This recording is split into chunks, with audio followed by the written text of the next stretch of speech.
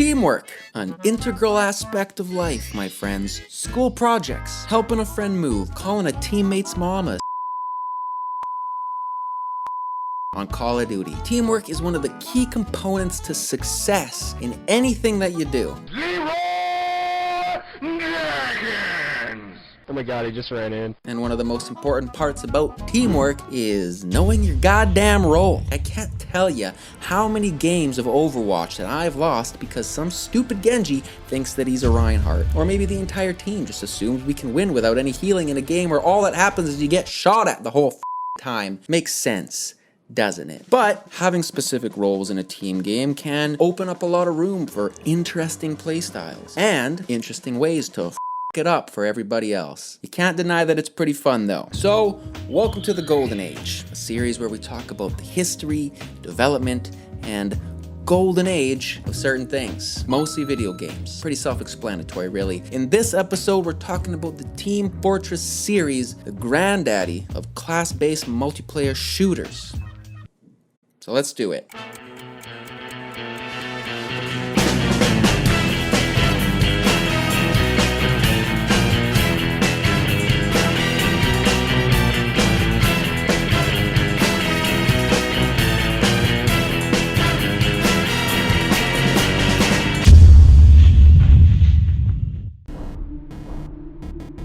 Quake, the greatest shooter of all time. You thought it was Fortnite. You're adopted. Released in 1996, it was a revolutionary FPS experience. The enemies, the guns, the shades of brown. Say, would you like a chocolate-covered pretzel? And on top of that, lots of grunting sound effects, so that was pretty cool too. But one of the most enduring features about the game that's kept it alive so long was its ability to be modded. Oh yeah! You see, shortly after Quake came out, id Software, the developers, released the source code, and suddenly every cool kid in their mom's basement became Hacker Man, surfing the mainframe, formatting the megabytes, backslashing the hexadecimals. And one of the first major mods to come out of this time was Team Fortress.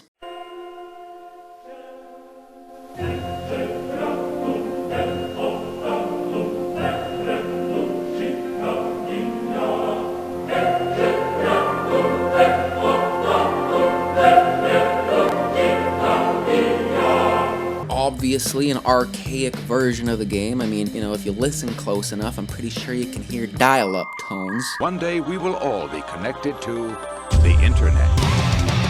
But the idea was there, and it was spicy. Hottest sauce across the land. People traveled from far and wide, literally tens of feet across their living room towards their computer screens to take a taste. The most elite gamers. The most badass dudes with scars over their eyes who smoke cigarettes and tell their moms to f*** off. And of course, the most famous hot sauce connoisseur of the day, Gabe Newell. The man, the myth, the legend, praise be to Gaben. Valve had taken an interest in the innate talent displayed by the Team Fortress team and hired them on to produce the mod for the Half-Life engine, and the rest is history.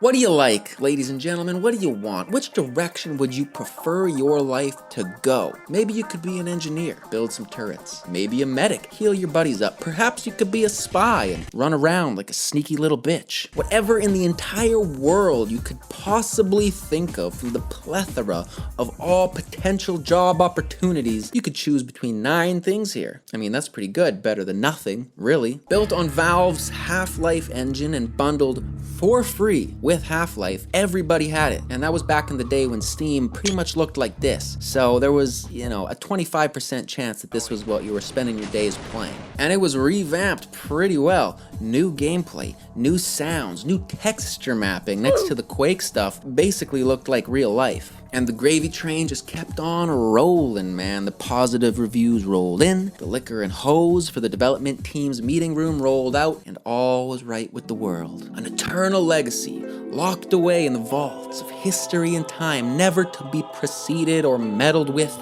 ever again, until Valve announced a new one a year later and made us wait half a decade for it. You know, just shit that Valve does.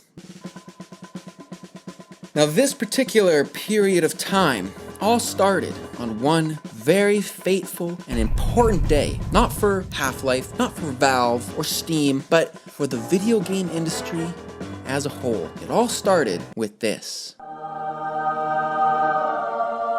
The Orange Box. Never in the history of the planet or mankind itself has there ever been or will there ever be a better deal than this. Valve should have basically been sainted by the Pope for this shit. Half-Life 2, both episodes, Portal, and Team Fortress 2 all combined together in a nice, nifty little package for the price of one game. A wonderful, generous gift bequeathed upon us from above by the video game gods, or as EA likes to call it, seppuku. And this is how Team Fortress 2 was launched, before it was eventually just made free on Steam. And it obviously had a ton of improvements over the original one. New maps, new graphics, new gameplay, the source code engine totally revamped from the ground up, but still managing to maintain the warm, nougaty center full of just nice, chewy, tasty caramel flavor that it had before. All 9 classes, soldier, sniper, heavy, spy, engineer, medic, pyro, scout, and the demo man. He doesn't know how to use the 3 seashells.